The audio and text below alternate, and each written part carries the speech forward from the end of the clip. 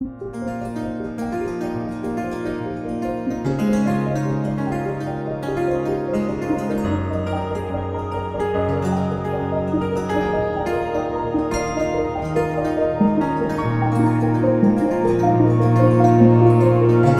boa tarde a todos, bem-vindos a mais umas conversas com sócios e amigos do Centro de Arqueologia de Almada. Hoje temos o gosto de receber Ana Machado, que é licenciada em Antropologia pela Faculdade de Ciências Sociais e Humanas da Universidade Nova de Lisboa, possui um mestrado em Antropologia na especialidade de Património e Identidades pelo ISCTE e uma pós-graduação em Ciências Documentais pela Faculdade de Letras da Universidade de Lisboa. Trabalhou no Ecomuseu do Seixal durante muitos anos, desde 2006 a 2022, e desde então assume funções no Serviço Educativo do Museu Nacional de Etnologia. É autora do livro Feijó, Meu Lindo Feijó, a identidade de um grupo coral alentejano no Concelho de Almada, que foi publicado em 2020, mas diz respeito a um estudo anterior, realizado por volta de 2000, e que e que dá um mote aqui à nossa conversa de hoje. Bem-vinda, Ana. Força. Obrigada. Começo por agradecer o convite que me foi feito através da Eva, representando o Centro de Arqueologia da Almada, que tanto colaborou desde quase dos primórdios do Ecomuseu, portanto, como a Cristina teve a apresentar, portanto, eu trabalhei 16 anos no Ecomuseu, no Centro de Documentação e Informação e também em parceria com o Serviço Educativo do Ecomuseu e, portanto, acompanhei sempre essas relações que foram próximas com o Centro de Arqueologia da Almada. Então, eu vou começar por apresentar o livro, Feijó, Meu Lindo Feijó, que foi publicado no final de 2020, mas que ele tem uma longa história, não é? Porque este trabalho foi feito em 2001, no resultado da minha tese de mestrado em Património e Identidades de Antropologia. E, portanto, já está completamente desatualizado, no entanto, eu acho que é importante referir que este trabalho não deixa de ser uma referência para entender o canto alentejano em Almada, nomeadamente no Feijó, e sobretudo o canto alentejano masculino. Portanto, é nesse sentido que ele marca aqui também um posicionamento e reflexivo sobre esta performance. Eu vou começar então aqui a partilhar.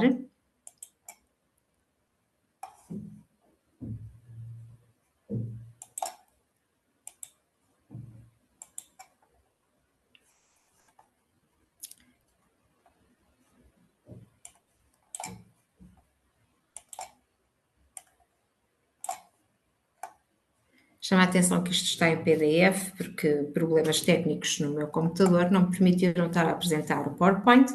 Portanto, esta é a capa do livro, que ainda está à venda. Eu penso que na FNAC, como a Eva me referiu que comprou dela, portanto, mesmo no Museu Nacional de Etnologia também está à venda na loja.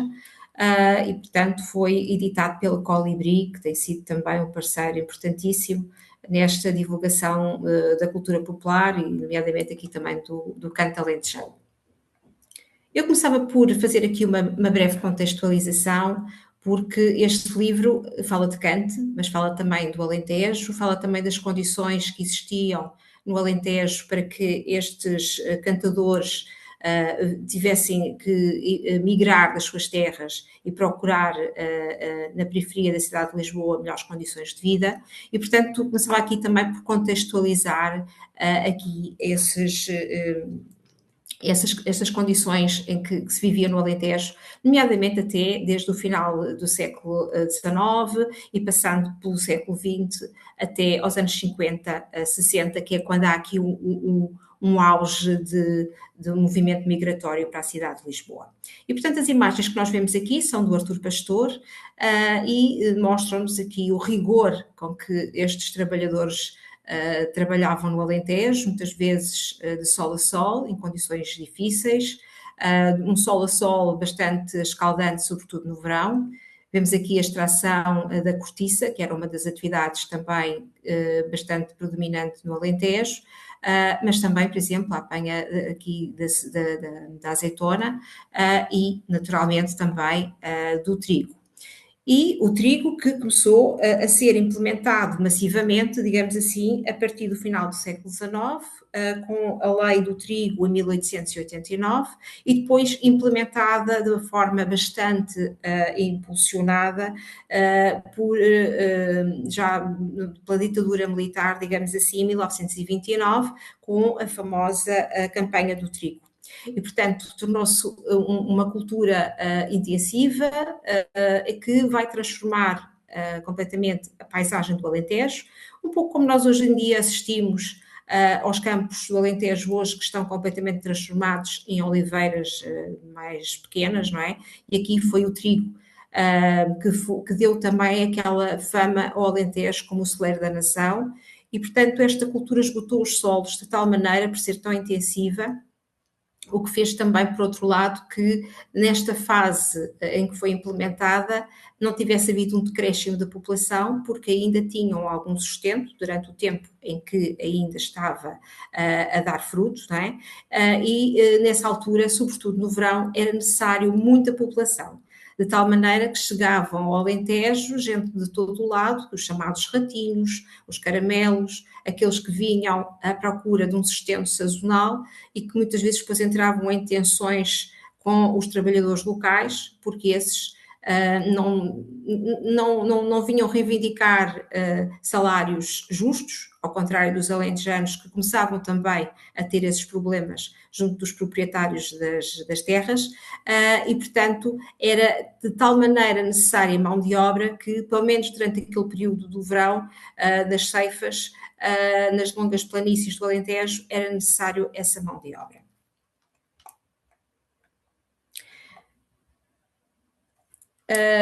E vemos aqui mais algumas dessas imagens deste trabalho agrícola.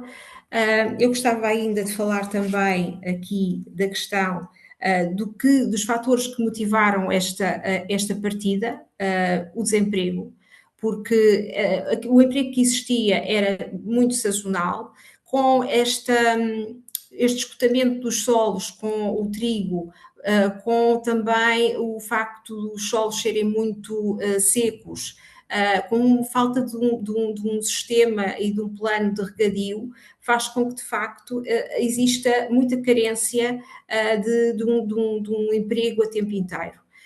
E, portanto, vai fazer com que muitas vezes haja longos períodos em que os alentejanos não tenham meios de sustento. E com essa crise, digamos assim, que vai afetar os solos a partir de finais dos anos 40, o que vai acontecer é que vão cada vez mais sair das suas terras, até que vai coincidir também com um período, nos anos 50, de um fomento industrial, nomeadamente também aqui na periferia da cidade de Lisboa, e já vamos falar mais em detalhe sobre a margem sul do Tejo, sobre a Almada e outras regiões aqui da margem sul, e portanto que vai agregar, que vai necessitar dessa mão de obra que no Alentejo não encontrava forma de trabalho. Esta citação que nós temos aqui neste slide é do José Cotileiro, que foi um antropólogo que marcou também muito aqui a antropologia e o trabalho que fez no Alentejo. E ele fala-nos aqui dos jovens, daqueles que eram jovens nos anos 50, 60, e a falta de futuro que eles viam no Alentejo, não é? E eles dizem que, ele diz que os jovens pouco ou nada respeitam a veneração dos seus pais pela agricultura. A sua infância e a sua juventude não decorreram exclusivamente centradas no cultivo das terras, e embora forçados a trabalhar a terra, não só conhecem as frustrações desse trabalho, como não ignoram as vantagens de outras formas de ocupação.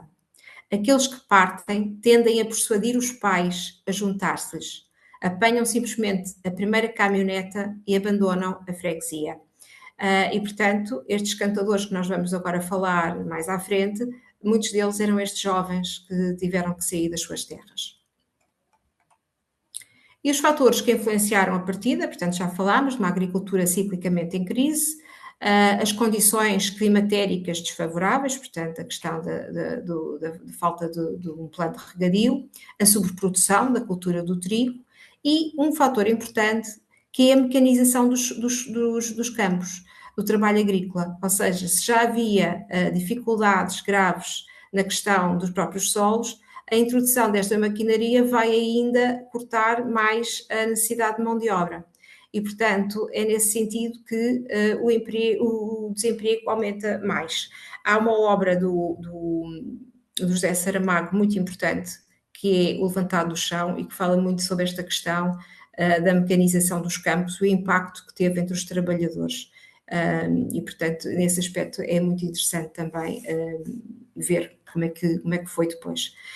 E já tinha referido a questão dos conflitos e das tensões, porque o trabalho, os salários vão descer bastante, o que vai fazer com que vá crescer também uma tensão social muito grande, as greves que vão fazer e as pressões que vão fazer junto dos latifundiários para que tenham melhores salários e melhores condições de trabalho. Como já referi também com os outros que vêm nestes trabalhos sazonais, há tensões sociais graves entre eles, não é? Aqui esta citação do Jorge Gaspar, que diz que o Alentejo continua para muitos uma terra prometida, não só para os que lá nasceram e que dos subúrbios fabris dos arredores de Lisboa olhavam para trás com saudades, não do passado, mas de um futuro incógnito. Portanto, havia aqui uma certa desesperança em continuar no Alentejo.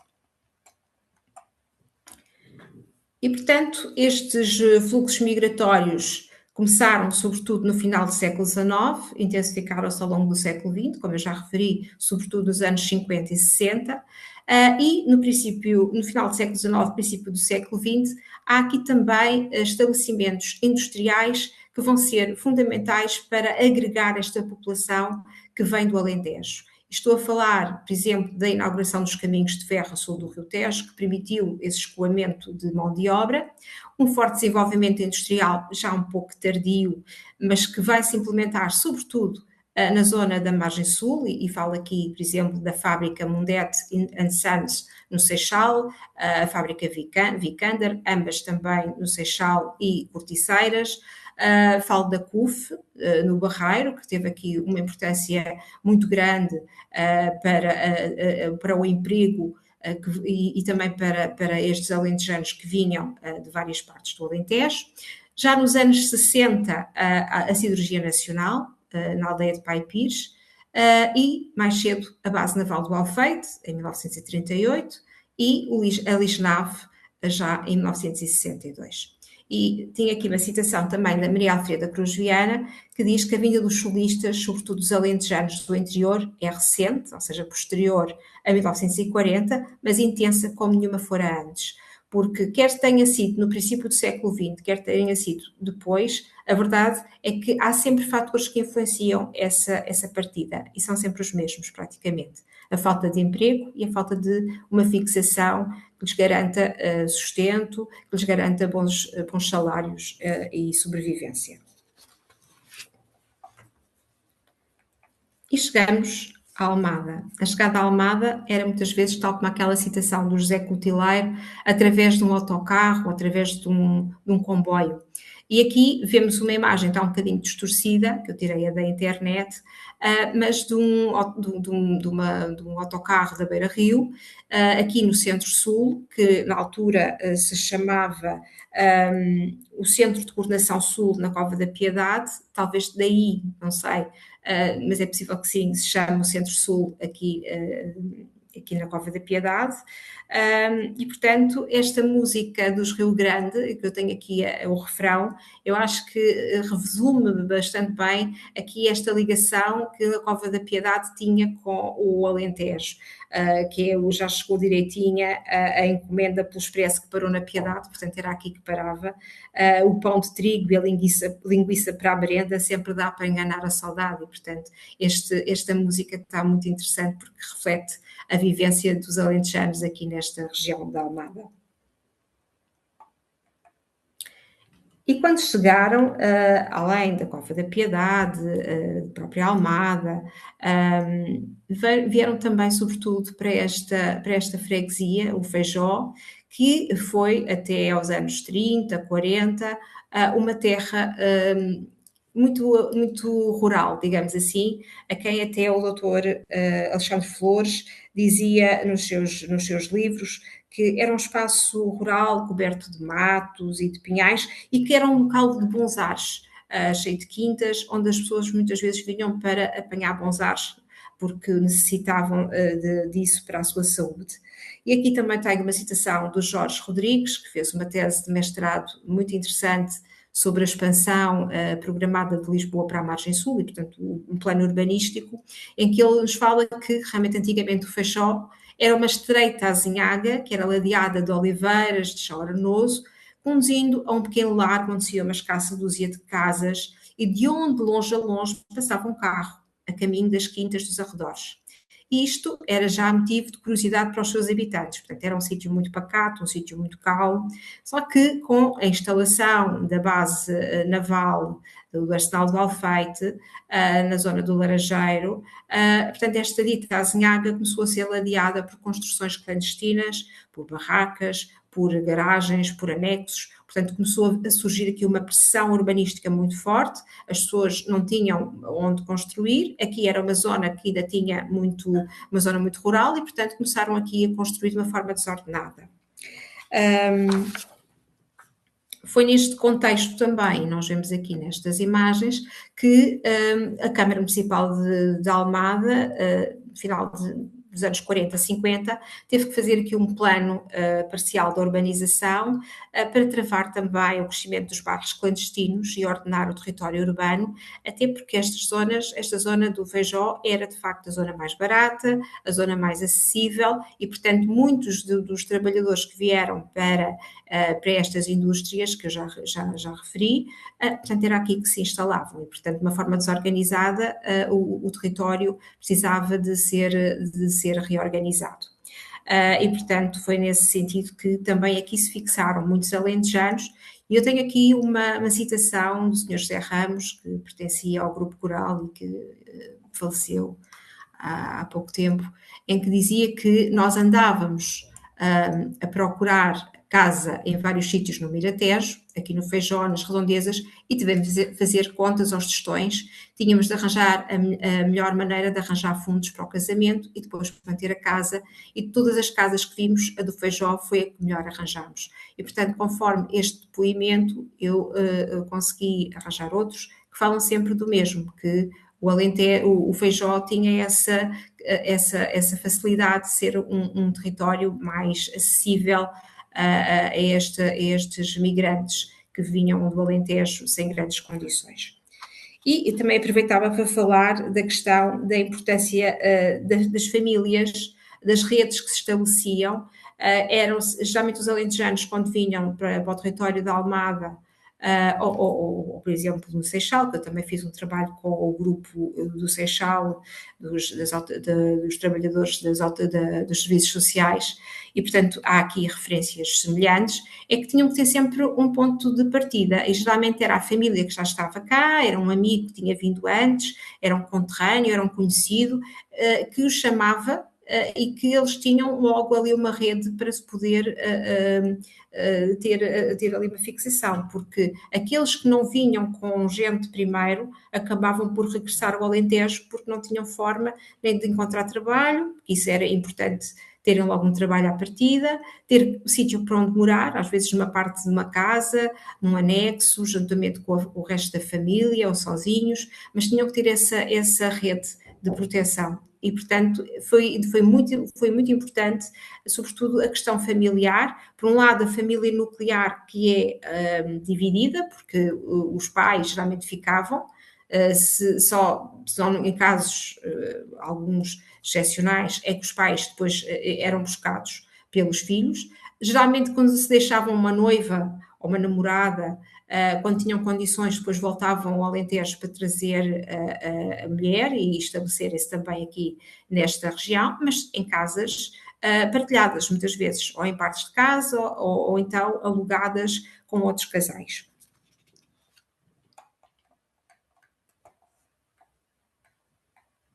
Portanto, aqui a questão de uma fotografia do Arsenal do Alfeite, que teve aqui, de facto, uma grande influência no crescimento populacional e nesta pressão urbanística, e que, como eu referi, portanto, que teve essa influência sobretudo na zona do Feijó, até ficou conhecido também como sendo um bairro marinheiro, mas por outro lado também a Cova da Piedade, o Laranjeiro, as Barrocas, o Brejo, todos eles aqui sofreram essa influência porque teve bastante pressão, porque era necessária muita mão de obra e, portanto, havendo sempre alguém que já estivesse nestes empreendimentos, era mais fácil então chegar. E em termos sociais, portanto, por um lado, a família resguardava essa convivência, essa sociabilidade, no caso daqueles que tinham já cá familiares ou amigos. Por outro lado, também as coletividades em Almada garantiam também essa sociabilidade mais dos seus tempos livres, não é? Até porque Almada tem uma grande tradição do movimento associativo, e funcionavam muito bem em termos desse gregarismo que era necessário, desse coletivo. E os alentejanos aqui também aí encontraram, de facto, um refúgio social. E tem aqui algumas referências, como por exemplo aqui o Clube de Instrução Recreio do Laranjeiro, a Incrível Almadense, a Academia Almadense e naturalmente também o Clube Recreativo de Feijó, ou o Clube da Sociedade das Estrelas do Feijó, que também tiveram aqui uma importância grande, não só porque nestes espaços encontravam outros alentejanos, outros conterrâneos das suas terras, mas também porque era através destas coletividades que eles tinham acesso a um conjunto de atividades que lhes permitiam também ter os seus momentos de lazer, nomeadamente atividades desportivas, como é o caso do futebol, e atividades recreativas. E eu aqui, nestas atividades recreativas, saliento os bailes, os espetáculos, o teatro, o cinema, os convívios festivos, mas sobretudo os bailes, que era um momento importante para eles também tomarem contacto com elementos do sexo feminino, onde se faziam alguns namoros, podiam ser entre alentejanas ou não, mas que depois, muitas vezes, era aí que se fabricavam os casamentos destes cantadores que eu encontrei no Feijão. E, portanto, era um local importante deste convívio cotidiano, se fosse para tomar um café, para conversar. E outra coisa interessante também é que foi também nestas coletividades que muitos destes alentejanos começaram também a ter cargos associativos e a viver o associativismo local como parte também da sua vida e a dar o seu contributo para que este movimento associativo tivesse a sua força. Aqui referia também a importância da bagagem que eles traziam, a bagagem cultural que eles traziam, que era o cante. Muitos deles já tinham começado a cantar desde miúdos nas tabernas do Alentejo, ouvindo os mais velhos, aprendendo as modas, e nestes momentos em que eles estavam nos seus tempos livres, às vezes só ao fim de semana ou no final do dia, era também no Feijó, onde existiam muitas tabernas, algumas delas também de alentejanos, que tinham petiscos, tinham o seu vinho, tinham um chouriço, tinham um petisco que gostavam muito de comer, e nesse convívio entre eles, às vezes com um copo de vinho já à mistura, era um local onde se sentiam à vontade, onde com outros alentejanos deixavam sair esse mote identitário que também celebrava uma saudade dessa terra que tiveram que largar por motivos económicos e, portanto, era um momento de celebração. Aqui um cante espontâneo, que nada tem a ver com o cante performativo, um cante sentido, não é? E entre alguns dos elementos do grupo coral do Feijó com quem eu falei, como aqui o Sr. José Ramos, dizia que esta vivência, digamos assim, que tinham no Feijó, muito era semelhante àquela que tinham no Alentejo, portanto acabavam por fazer o mesmo que faziam nos seus fins de semana, que era ir para a taberna e estar a conviver com outros alentejanos. E, portanto, ele refere aqui também o Romão, que era um restaurante que havia, um restaurante tipo taberna também, que existia no Feijó e que eles acabavam por cantar, trocar impressões e estabelecer aqui algum vínculo, digamos assim, social entre uns com os outros. E até não alentejanos que ficavam também fascinados com esta cantiga, com estas cantigas, com estas modas que vinham do Sul. Os antecedentes do grupo coral dos Amigos do Alentejo do Feijó, portanto, vão surgir, digamos assim, no final dos anos 70, anos 80, saindo do canto da taberna. Eles tinham aqui pequenos núcleos, digamos assim, de amigos, e neste caso os amigos da Serra de Serpa, eles formavam um grupo espontâneo num piquenique anual e temos que contextualizar, estamos no pós-25 de Abril, em que é um momento importante deste reativar das raízes da música popular portuguesa, não é? E, portanto, houve vários grupos, eu já no próximo slide já irei falar isso, houve vários grupos que foram formados nesta época. Há aqui uma necessidade, digamos assim, de voltar às origens. E nestes encontros informais que iam existindo, portanto, houve a necessidade também de formalizar um grupo de homens que cantasse a alentejana aqui no concelho de Almada. E, portanto, aquilo que me falaram foi que eles começaram por fazer ensaios na garagem de um dos elementos, que era o Sr. Manuel Venâncio, no outono de 1985, depois fizeram contactos não só com elementos das autarquias locais, para ter um subsídio, ter um apoio para o seu fardamento, para poderem formalizar, então, a sua existência como um grupo formal, e conseguiram esse investimento para o seu fardamento e apresentaram-se pela primeira vez no Clube Recreativo do Feijó, a 22 de março de 1986, porque também foi aí que encontraram a guarida, digamos assim, que procuraram poder ensaiar e, portanto, acabaram por fazer parte também da identidade do Clube Recreativo de Feijó.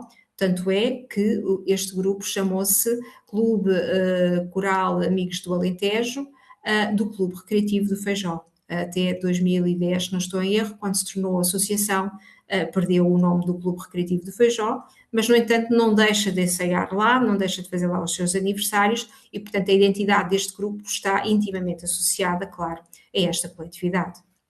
Esta imagem que nós vemos aqui é uma imagem, portanto, dessa formação inicial, portanto, vemos o traje, era um traje muito simples, e vemos aqui outras imagens à frente que vemos mais em acordo do fardamento. Aqui o canto no Clube Recreativo do Feijó, portanto, momento solene que existia, que agregava gente de toda a freguesia e também de fora da freguesia, vindos do Alentejo, grupos participantes, e, portanto, era um momento solene, muito sentido, digamos assim, à altura do aniversário do grupo, em março. Tanto é que um dos seus elementos, o seu porta-voz mais fervoroso, o Sr. Joaquim Afonso, chegava, quando havia aqui um burburinho, ele chegava a dizer: meus senhores, isto é como se estivessem na igreja, portanto, para os chamar a atenção, e a verdade é que poucas vezes isso acontecia, porque as pessoas ouviam o cante como se fosse um momento sagrado. Sentiam-no, porque, e vemos aqui também nas próprias paredes do clube, frases que incitam aqui ao Alentejo como uma terra mítica, uma terra de pertença, e, portanto, isso sentia-se e via-se bem. Portanto, referindo aqui a formalização dos grupos corais que eu falava, nesta institucionalização da música popular portuguesa, que afetou não só os grupos corais alentejanos, quer no Alentejo, mas sobretudo fora dele, como, por exemplo, também os ranchos folclóricos, as bandas filarmónicas. Portanto, é um momento que até a professora Salva Castelo Branco, que é etnomusicóloga, sublinha nos seus trabalhos, muito importante para a música popular portuguesa, que é este renascer, digamos assim, das raízes do povo, não é? Que que também era algo que estava muito em voga na altura. Eu sublinhei aqui os dois grupos, que são o do Seixal, que eu também trabalhei, e aqui o do Feijó, portanto, um em 83, outro em 86, mas a maior parte deles, portanto, este aqui já é mesmo pós 25 de Abril, que é o Operário Alentejano das Paivas. Depois temos aqui também os Amigos do Barreiro, em 76, mas depois é sobretudo aqui no início dos anos 80, até 88, que se formam a grande parte dos grupos corais alentejanos aqui na cintura industrial de Lisboa, sobretudo na margem sul do Tejo, aqui só referi mesmo os da margem sul, e depois aqui já 2 ou 3, isto já está desatualizado, há muitos mais grupos desde esta data, mas só em termos de referenciação também deste contexto. E aqui temos tanto estes dados que eu estava a referir, como aqui também estes elementos que eu vou referir, foram retirados de uma obra colossal, uma obra muito importante que foi feita em 1997 pelo José Francisco Pereira, que se dedicou a fazer um inventário de todos os grupos corais alentejanos que existiam nesta época, saber quantos elementos existiam, de onde é que eram, como é que se fardavam. E, portanto, graças a esse trabalho nós temos uma referência muito importante, saber como é que era o canto e os grupos corais nesta época. E vemos aqui, portanto, o grupo coral, parcialmente, porque o grupo era muito maior, com o seu fardamento, portanto, um lenço vermelho, uma camisa riscada e uma calça simples. E então conseguimos também ver em 97 os elementos que existiam e de onde é que existiam, de onde é que vinham, portanto, várias terras do Alentejo diferentes.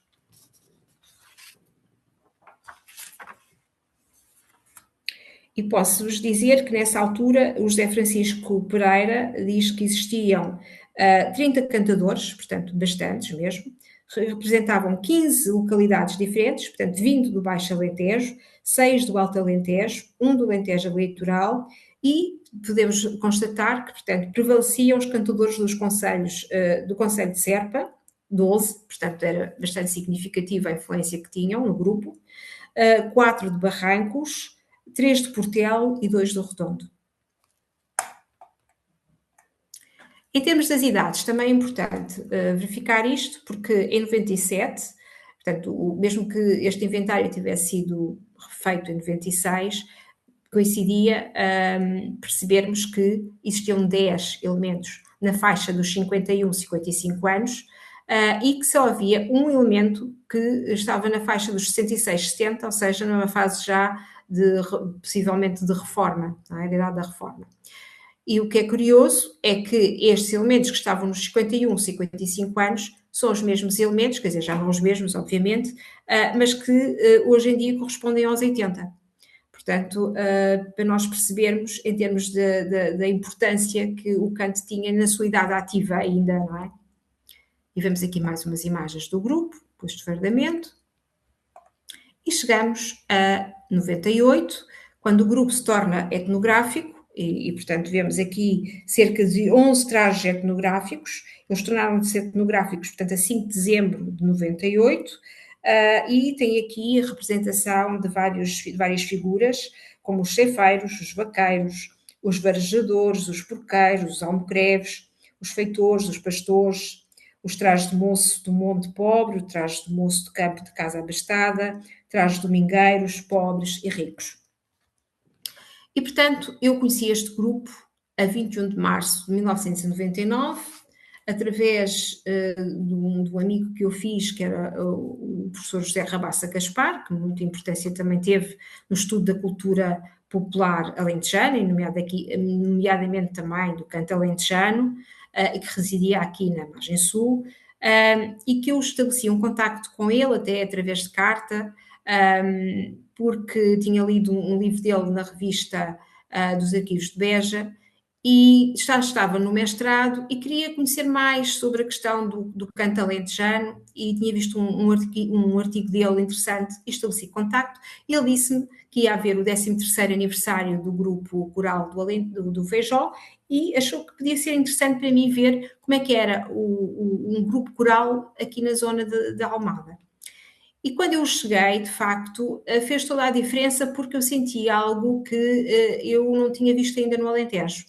Para fazer a contextualização, eu nessa altura era professora de Geografia, estava no Cercal do Alentejo, em 99, comecei a fazer um estudo exploratório com o grupo do Cercal. No ano a seguir, em 2000, fui para Moura e também fiz um trabalho exploratório, muito exploratório, só para perceber mais ou menos como é que era a dinâmica com o grupo do Ateneu Mourense.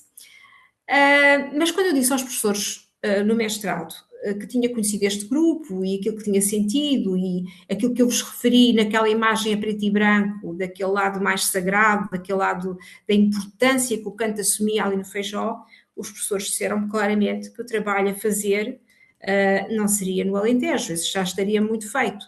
O trabalho que carecia fazer era aqui na zona da margem sul, porque não havia praticamente trabalhos nenhuns feitos antropológicos sobre estas dinâmicas da construção de uma identidade. O meu mestrado também era sobre isso, não é? Sobre o património e a identidade. E, portanto, fiquei ali, como é que eu ia dizer, com uma vontade latente, porque eu estava a dar aulas. Consegui uma bolsa de estudo e, portanto, quando eu consegui essa bolsa, eu resolvi que estava na hora de vir trabalhar com este grupo. Na altura também, o meu professor orientador, o professor Pedro Prista, disse-me que era importante, já que tinha essa bolsa e tinha essa possibilidade, era vir trabalhar, era vir morar mesmo para aqui para o Conselho, sobretudo o mais perto possível deles. Eu na altura achei um bocado estranho, porque eu vivia em Lisboa com os meus pais, e portanto achava estranho como é que eu tinha que me deslocar, mas ele tinha completamente essa perspicácia, perceber que era preciso estar no olho do furacão, era preciso estar durante algum tempo seguido para perceber a dinâmica que se estabelecia e tudo aquilo que acontecia, como se fizesse parte mesmo deste terreno antropológico. E, portanto, durante cerca de 4 meses de forma intensiva, eu acabei por instalar aqui a minha residência no Laranjeiro, aqui mesmo perto do Feijó, porque, de facto, houve essa possibilidade. Hoje em dia, tinha que ser uma bolsa de estudo muito boa para poder fazer face às rendas que existem, mas houve essa, parece que as coisas quando é para acontecer acabam por se encaminhar e portanto tive um conhecimento de uma pessoa que também era amiga de outra amiga que também estava no ISCTE e portanto facilitou esta introdução e de facto nesse verão aconteceu muita coisa que foi possível acompanhar e que está na parte do capítulo de etnografia do Kant, desde o falecimento de um dos cantadores, muitas atividades de espetáculo, desfiles, de deslocações ao Alentejo e não só, e portanto a minha vida durante este tempo todo foi sempre acompanhar o grupo. E tenho aqui também este apontamento que tirei do meu diário de campo, porque o Kant estava presente sempre, até quando eu não estava a trabalhar, quando abria a janela do meu quarto, do sítio onde eu estava, e ouvia o Kant a chegar. E, portanto, era como se eu estivesse completamente sempre dentro do terreno, sempre a trabalhar e sempre a refletir sobre a importância que este Kant tinha neste território. Pronto, do espaço da margem sul, não é? Um território suburbano que nada tinha a ver com assim, à primeira instância, com o canto alentejano. E, portanto, começo a acompanhá-los para as suas deslocações, começo a fazer parte quase como se fosse um elemento do grupo durante algum tempo e consigo perceber quais eram as proveniências destes alentejanos na altura e, portanto, temos aqui as terras todas elencadas e vamos perceber que continua a ser uma predominância de elementos, sobretudo da zona do Conselho de Serpa.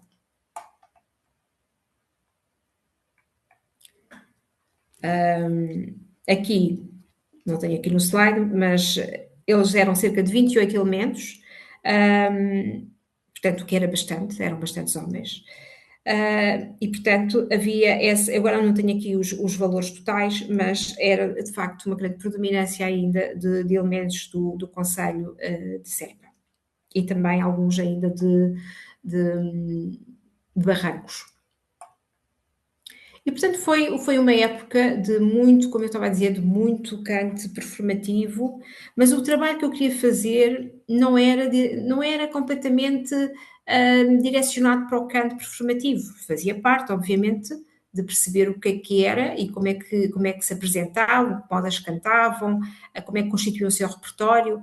Mas aquilo que me interessava enquanto antropóloga neste período era, sobretudo, ver o que é que não estava a acontecer em cima de um palco, como é que um grupo de cantadores de terras tão diferentes, como é que conseguiam ter uma unidade em termos de ajuste, em termos musicais, e como é que conseguiam construir essa identidade grupal, não é? Como é que se conseguiam consolidar, digamos assim. E, portanto, foi nesse sentido que o meu interesse estava, sobretudo, como é que eles construíam esta identidade com elementos de terras diferentes, que também têm modos de cantar diferentes, apesar daqui, como eu já sublinhei, haver um grupo mais coeso, que era da margem esquerda do Guadiana, da zona sobretudo de Serpa e Pias, que têm características mais próximas e, portanto, era mais fácil moldar um grupo quando se tem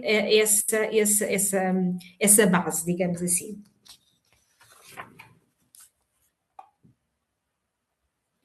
O outro lado que eu encontrei, e que era este também que me interessava bastante, era aquele que se fazia depois de uma atuação, em que já estavam mais libertos daquele lado formal que queriam apresentar em cima de um palco, em que já não estavam tão preocupados da forma como é que o ponto ou o alto iam sair. Era este canto espontâneo, era este canto que agregava ao grupo e que construía também esta solidariedade entre eles.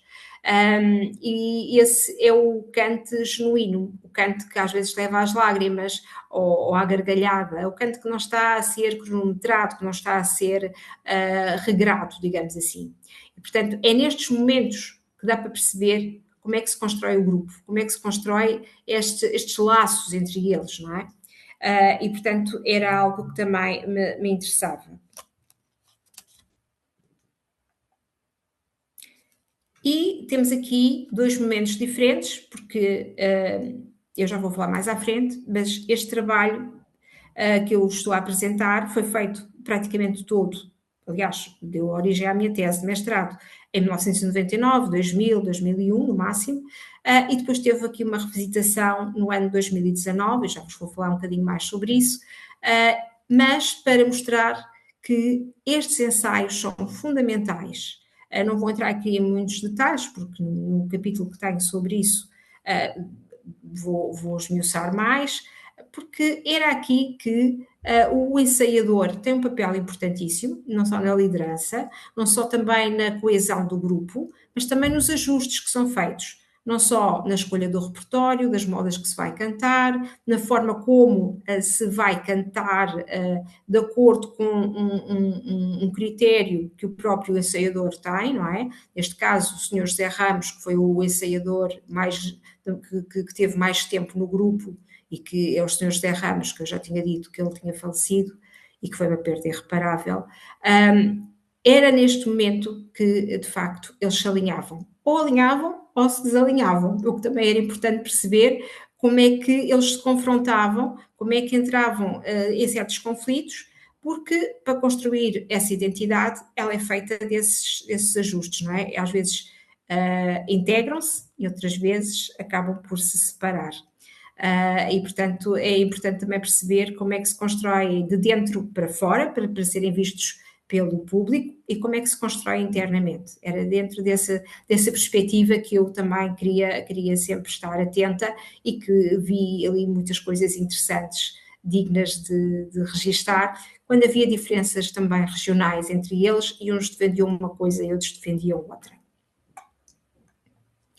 Aqui também dei primazia, por facto de ser mulher e poder estar dos dois lados, às mulheres.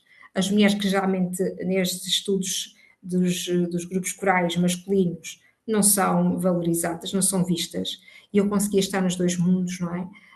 Estas mulheres, estes cantadores, eu estou a falar da experiência que tive no passado, hoje em dia não posso falar muito sobre isso, Havia aqui também um grupo de coeso entre as mulheres que participavam nos desfiles não, nos espetáculos, nas deslocações ao Alentejo, e que já tinham aqui um grupo também muito coeso. Também era o momento delas descontraírem, delas se rirem, delas também conviverem.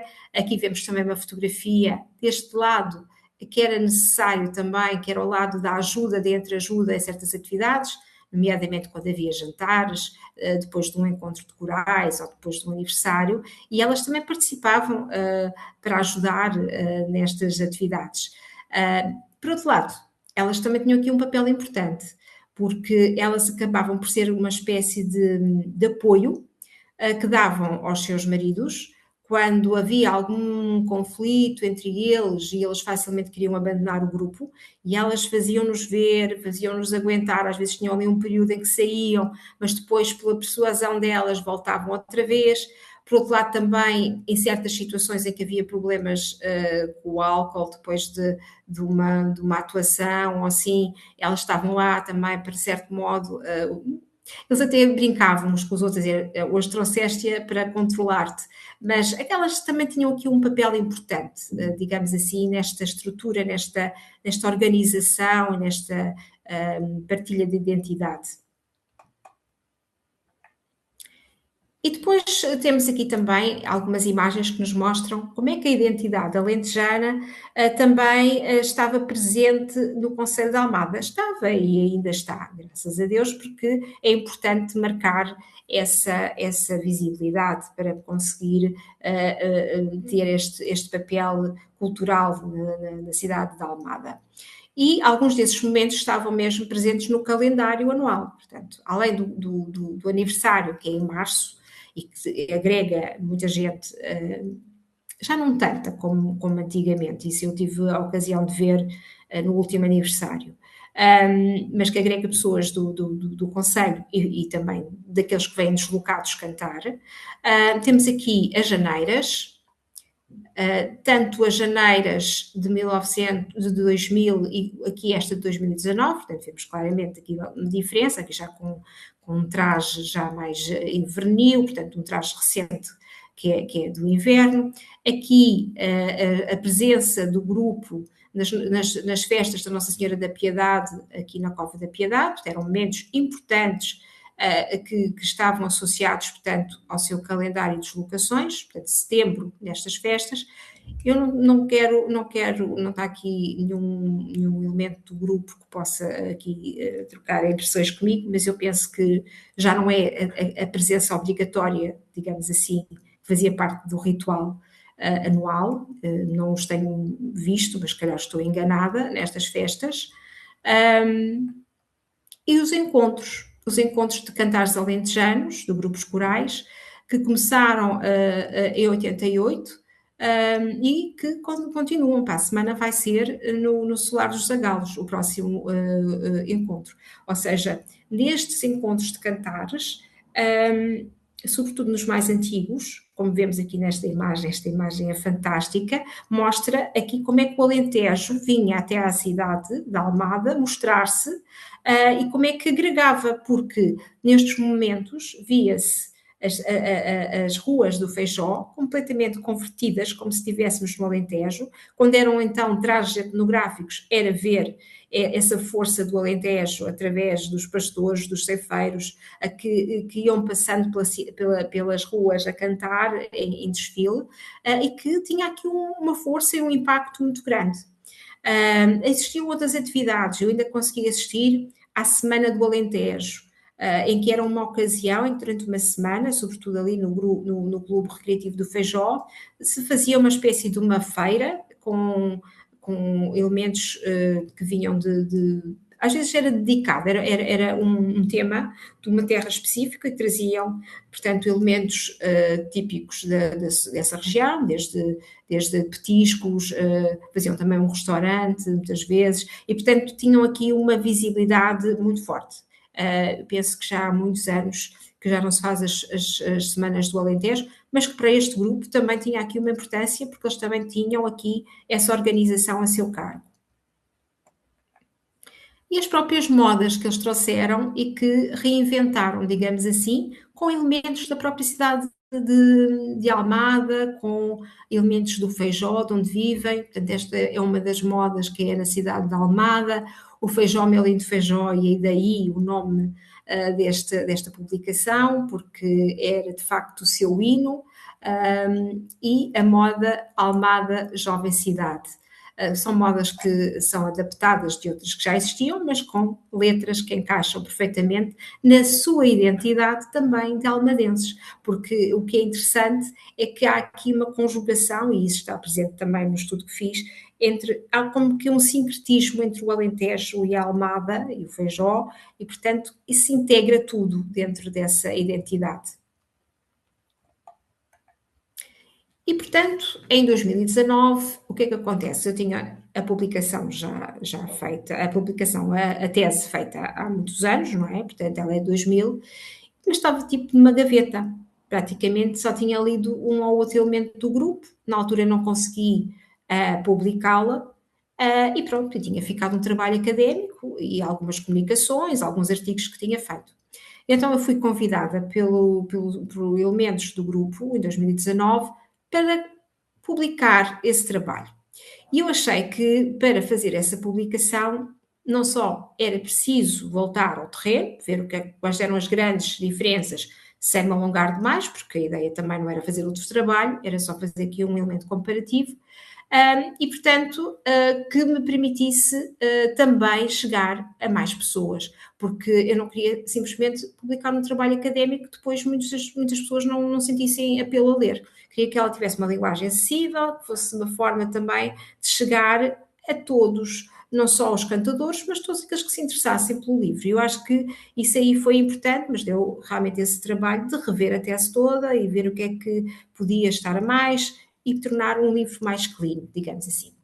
Então, infelizmente, portanto, estamos em 2026, isto foi feito, esta fotografia em 2019, foi pré-pandemia, e destas pessoas que estão aqui, destes cantadores, pelo menos 3 já faleceram. E cada vez que eu vou ao grupo, eu reconheço menos pessoas, ou porque estão lá há pouco tempo, outros que estão doentes e já não vão ao grupo, outros que já faleceram, e portanto isto cada vez mais vai acontecendo. E o que é que eu encontrei em termos de grandes diferenças? Portanto, na altura eu vi que o grupo tinha muitas atividades ainda, com representações em eventos e iniciativas, tinha uma agenda bastante preenchida, portanto, isto foi mesmo pré-pandemia. Tinha um grupo com menos elementos do que em 2000. Na altura eu fiz novamente um inquérito e, portanto, consegui fazer um inquérito a 25, portanto, tinha menos, mas também ainda não era assim um número tão baixo quanto isso. Mas aquilo que eu notei de diferença foi que muitos dos elementos do grupo que durante muitos e muitos anos se mantiveram coesos e que deram uma estabilidade a identidade do grupo coral dos Amigos do Feijó, eu já não os encontrei, pelos motivos que já referi. Ou porque já estavam muito envelhecidos e já não tinham voz, ou porque estavam com problemas também de doença, ou porque tinham falecido, e portanto há aqui como se um buraco, digamos assim, alguma coisa faltava ali em termos dessa identidade que eu encontrei anteriormente. E aqueles que já estavam na faixa dos 80 ou próximas disso, já estavam muito cansados, já estavam a ter algumas dificuldades em continuar este ritmo, apesar de se manterem. E aquilo que eu percebi também é que o grupo estava numa fase de reestruturação interna, portanto havia ali uma necessidade de mudança. Ou seja, em 2019, aquilo que eu encontrei já não é aquilo que é hoje, já não é aquilo que era há 2 anos, isto tentado em grande movimento. E por isso é neste sentido que o meu trabalho nunca será um trabalho que esteja atualizado, porque o cante aqui e na margem sul, de uma modo geral, e também noutras zonas da periferia de Lisboa, com estes cantadores que vieram nesta época que eu vos falei, anos 50, 60, está completamente em transformação. E em transformação pelos piores motivos, não é? Porque estas vozes estão a deixar de se ouvir. E aqueles que vão integrando muitas vezes não têm esta capacidade de se manter muito tempo de forma abnegada, porque isto é um trabalho intenso, com atuações muitas vezes todas as semanas, com ensaios semanais, muitas vezes não conseguem dar tanta atenção à família e às vezes estes valores do coletivo já não se coadunam tanto com a vida que nós temos hoje em dia. Em termos das idades, portanto, reparamos neste quadro, em relação àquilo que nós tínhamos visto no outro do ano 2000, portanto, é, de facto, entre a década dos 71 aos 80 anos que predomina o número dos cantadores, não é? E a antiguidade dos elementos do grupo, havia 6 que estavam entre os 20 e os 30 anos no grupo e havia 5 que estavam há mais de 30 anos no grupo. Hoje em dia, se formos fazer um inquérito, está aí se calhar 1 ou 2, nem tanto, se calhar está há mais de 30 anos no grupo. E eu gostava também de encerrar esta apresentação com estas situações que nos fala sobre esta questão das faixas etárias e deste envelhecimento dos grupos, o que pode pôr em causa, de facto, cada vez mais o futuro do canto alentejano no Feijó, em Almada, fora do Alentejo.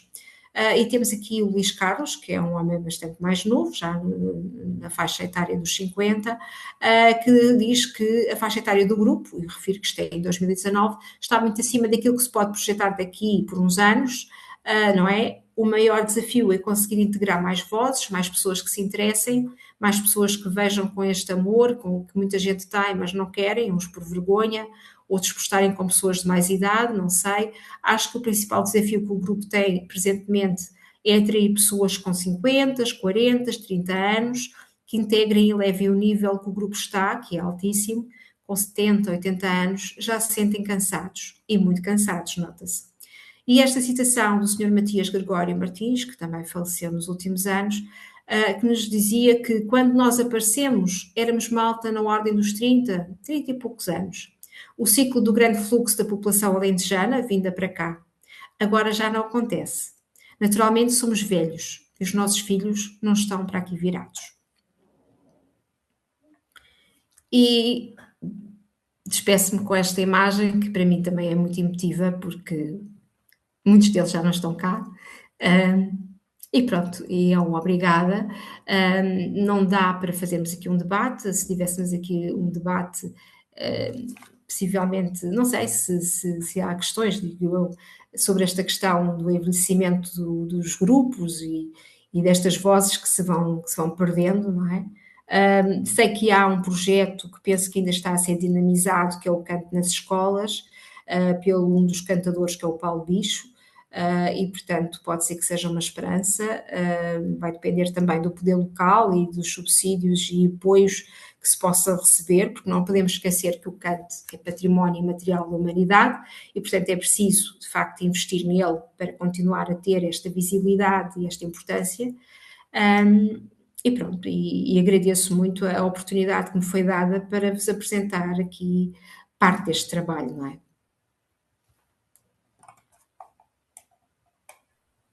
Muito obrigada, Ana. Apesar de estarmos poucos, vou abrir a conversa a questões que possam surgir. Certeza que a Eva tem alguma. Sim, sim. Muito obrigada, Ana, para a apresentação. Eu, de facto, tenho algumas perguntas ainda. Esta questão, a presença do canto aqui na nossa zona é algo que sempre me interessou. E eu também cruzei-me com isso, cruzei-me com. Você está a ouvir? Está bem. Tudo. Cruzei-me como tu falaste, com ouvir o canto andando na rua, já há muito tempo não, mas já me aconteceu também isto, saindo de bares, de cafés, etc. E, e até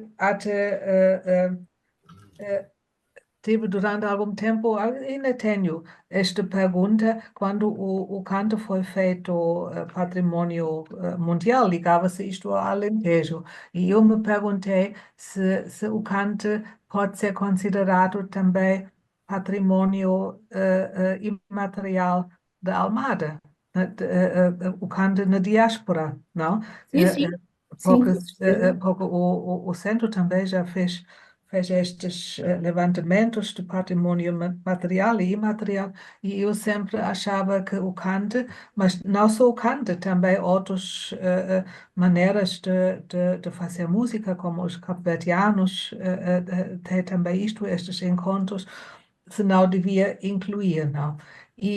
Mas isto liga, no fundo, também diretamente à questão do futuro, não? Sim, E se eu percebi bem, é que no Alentejo, em muitos sítios, Castro Verde, Serpa agora até tem um museu do uhum. canto, ouvi dizer, Sim, e, sim, e tem muitas atividades pedagógicas, e tem grupos de jovens, tem grupos de mulheres, há também muitas experiências musicais em fusão com outro tipo de músicas, muito discutido se isto deve ser ou não, etc.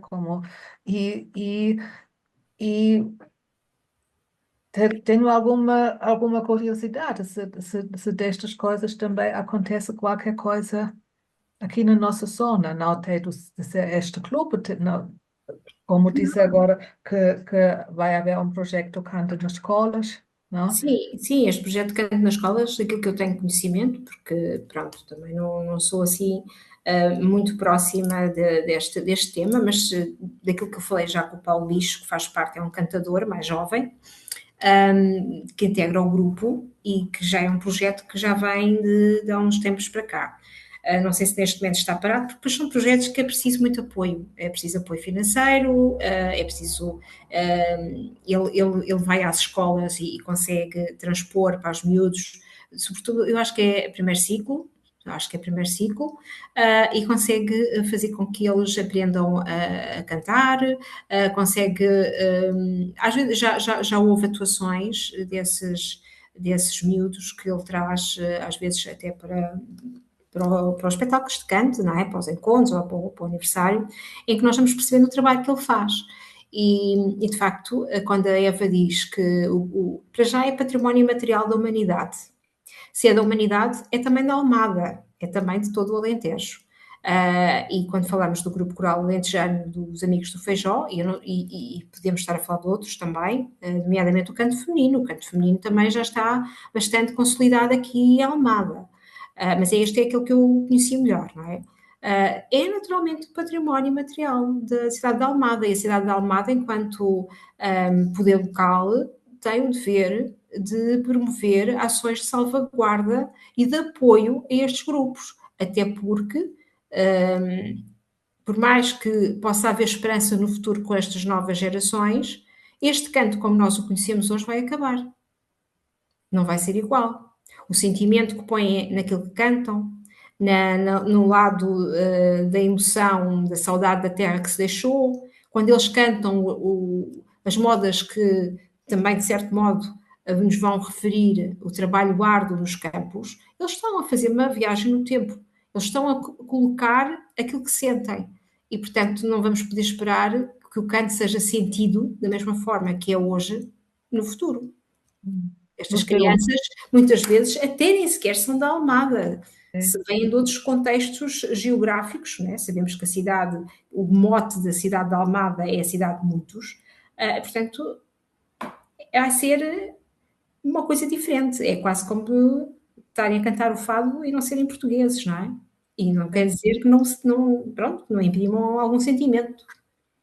no seu livro também tem um capítulo em que escreve sobre, no fundo, sobre a história do cante. E lá também eu fiquei impressionada com isso, porque mostra como o cante antigamente não era como nós conhecemos.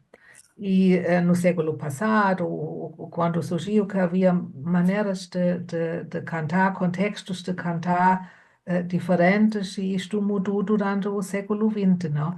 Isto quer dizer, o próprio Kant estava também sempre em transformação. Uhum. O Kant foi, como outras expressões performativas, um Kant depurado, ou seja, aquele que se cantava em concursos de canto alentejano, canto formal, e que não podia cantar as injustiças, tinha que cantar a beleza dos campos e outras coisas do género, não é?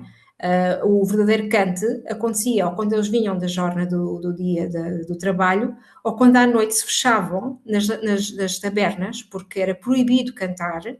A GNR muitas vezes invadia esses estabelecimentos porque cantar alentejana na taberna era um ato de resistência. Portanto, nós vemos essa dualidade do Kant, o Kant performativo, o Kant que servia, de certo modo, a ideia do regime do povo, e o Kant real, o Kant da contestação, o Kant da emoção, não é? Do trabalho, não? Trabalho. Facilitou E o o Kant do trabalho. trabalho, porque, claro que no Kant do trabalho também não podiam ter um lado mais reivindicativo, também tinham, se calhar, modas mais simples, não é? Mais... Hum.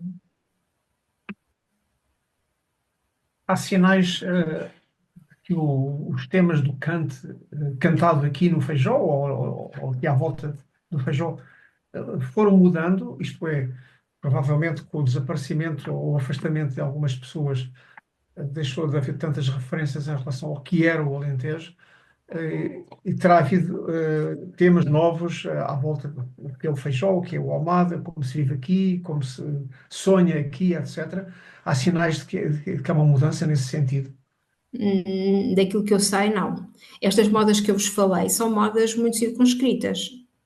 Não sei se existe mais alguma nova que fale da Almada, mas são modas às vezes que se cantam, sobretudo quando eles saem da Almada para ir ao Alentejo e também mostrarem aquilo de onde vêm. É um bocado uma forma de se apresentarem. Aqui também, às vezes, em situações pronto, de eventos que se fazem em Almada. Mas não são modas assim, durante muitos anos, por exemplo, eu não ouvi eles cantarem o Feijó, meu lindo Feijó, porque é uma moda que também é considerada não pura. As modas mais. Isto é aquilo que eu vejo, se calhar podem estar a dizer outras coisas, mas aquilo que eu sinto é que as modas verdadeiras, aquelas que são enaltecidas, são as modas do passado. E eu acho que, lá está, o Kant também precisava de se atualizar um bocadinho, mas depois há um lado mais conservador, que é a maior parte, e depois aqueles que querem integrar modas novas, mas que depois não têm tanta aceitação. E, portanto, continuamos a cantar modas como o verão, que é uma moda que vai falar muito de trabalhar sobre um sol escaldante, não é? E essas condições de trabalho que hoje em dia, para os mais jovens, isso não lhes diz nada, não é? Nem fazem ideia que isso alguma vez fosse verdade, da forma como eles sofriam nos campos. Há aqui uma certa contradição nas modas, eu acho. Pode ser o grande desafio, a capacidade de introduzir temas novos. Posso fazer uma pergunta, já agora que interrompemos? Claro. Gostava que explorasse um bocadinho mais aquela questão deles se terem transformado a certa altura num grupo etnográfico. Pelo que eu percebi, pronto, eles têm a representação na forma de vestir de diversas profissões que existiam no Alentejo, mas a minha dúvida foi, eram profissões da sua própria vivência ou eram referências históricas, porque são pessoas que migraram para cá e depois, se calhar, a maior parte da sua vida não foram camponeses, não desempenharam aquelas funções.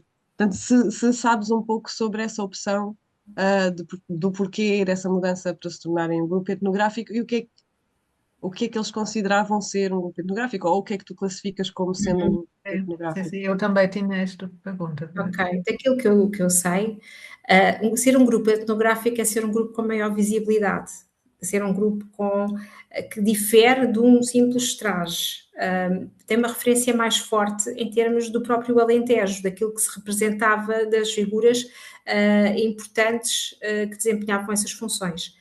Na parte do grupo que eu contactei na altura, muitos deles queriam envergar os fatos que também tinham desempenhado essas funções.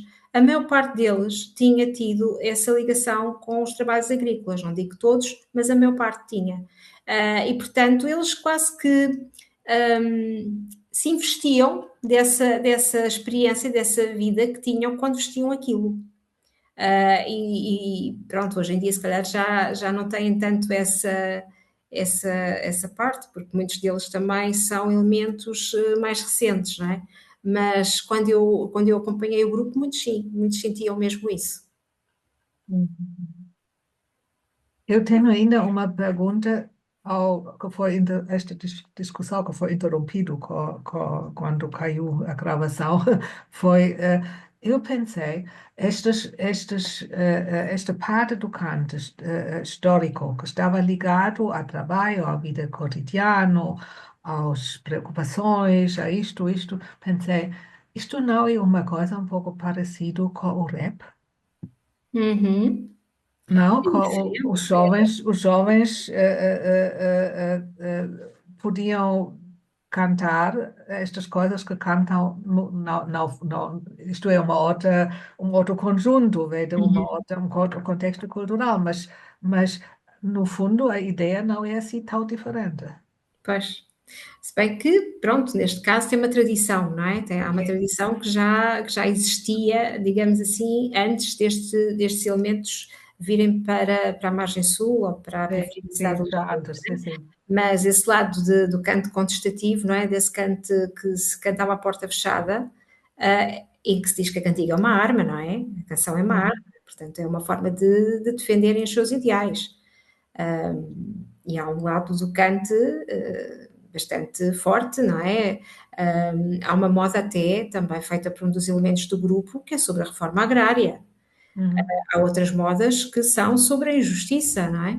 Eu ouvi sobre a falta de água, ouvi. Sim, há uma moda também sobre o Alqueva, na É altura isso, o Alqueva sim, foi um sonho, não é? Demorou muitos e sim, muitos anos a ser concretizado. Lá está a necessidade que existia de um plano de regadio, porque o Alentejo, com as características que tem, sempre teve um histórico de dificuldades de seca e de solos difíceis de cultivar, não é? Mas agora há dificuldades de habitação, há dificuldades de saúde, há dificuldades Já de são transporte. transversais, não Há é? muitos pontos onde se lhe pega. Agora, a questão é como é que uma coisa que aparentemente está tão próxima, porque as pessoas estão a viver dentro disso, mas bloqueadas, não sei se será a palavra correta, de certo modo sim, bloqueadas por uma outra situação, que era importante, mas já não é a mesma coisa, e já nem lhes diz respeito, são capazes de sair dessa antiga tradição para uma visão nova. E se isso é aceito ou não aceito por quem os enquadra. Estamos a falar de elementos de pessoas, na maior parte dos casos, com mais de 50 anos, os mais novos, não é? Uhum. E os mais novos já nasceram em Almada. Uhum. Alguns destes elementos que fazem parte do grupo e são os mais novos já nasceram cá. Uhum. Portanto, é natural que ainda se vivam a tradição como algo que os liga ao passado, aos pais, aos avós, à terra que deixaram. Portanto, não é fácil mudar essa perspectiva assim de um dia para o outro. É uma tradição que tem aqui uma componente importante. É uma mudança que não é certa. Depois assistimos, hoje em dia, também, sobretudo no Alentejo, a grupos de música que nós ouvimos vulgarmente na rádio, em que já são cantadores alentejanos, mas já é uma nova geração. E aí já não cantam nada destas modas, nem cantam nada disto, não é? Já é uma coisa mais superficial, mais leve, para também poder vingarem neste mundo, não é? Da música. Posso só dizer uma coisa, porque eu estava aqui a tentar lembrar-me onde é que eu tinha ouvido isto que vou dizer e acho que já me lembrei. Acho que foi naquela recolha do Giacometti, do povo que canta. Sim. Ele comenta, não é ele, é a voz off que faz a apresentação na altura, que o canto alentejano tendia a atualizar as suas temáticas e havia muitas canções que retratavam a atualidade, que o mesmo não acontecia no repertório do Norte. Tendia a ser muito clássico, clássico no sentido de mantinham-se as mesmas letras, as mesmas canções. E na altura isso chamou-me a atenção. Pois, Engraçado. pois. É interessante saber. Ah. Ah, Sim, e depois há outro aspecto que é a forma. Se há uma mudança de temas, eh, eventualmente isso pode entrar um pouco em choque com a forma como ele é apresentado. Mas isso, se calhar, é o mais fácil de mudar, não sei.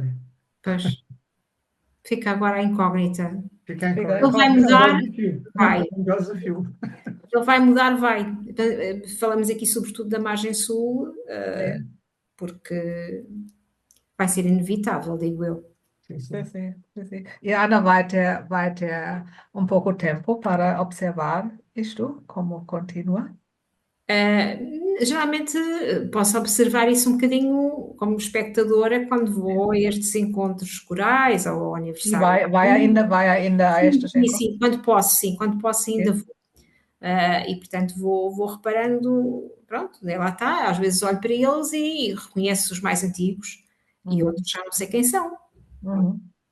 Sim, sim. se estão de passagem, se não estão de passagem. Sim, sim. Então ficamos com muita curiosidade, como o cante em geral e o cante aqui na nossa zona vai desenvolver-se. Pois, é a minha perspectiva, lá está. É um trabalho que já me acompanha, portanto, há 27 anos, mas que também não é um trabalho que eu esteja sempre, pronto, a procurar novos elementos. Portanto, está adaptado, mas eu acho que, Uhum, como eu estava a dizer no princípio, é importante porque é uma referência de um período da história do canto aqui na nossa região, não é? uhum, Tá bem. Acho que podemos chegar ao fim, né? E Sim, não havendo mais questões, resta-me agradecer à Ana, muito obrigada, foi muito interessante. E Foi. pronto, obrigada. ficamos por aqui. Obrigada. Obrigado, nós. Obrigada a todos.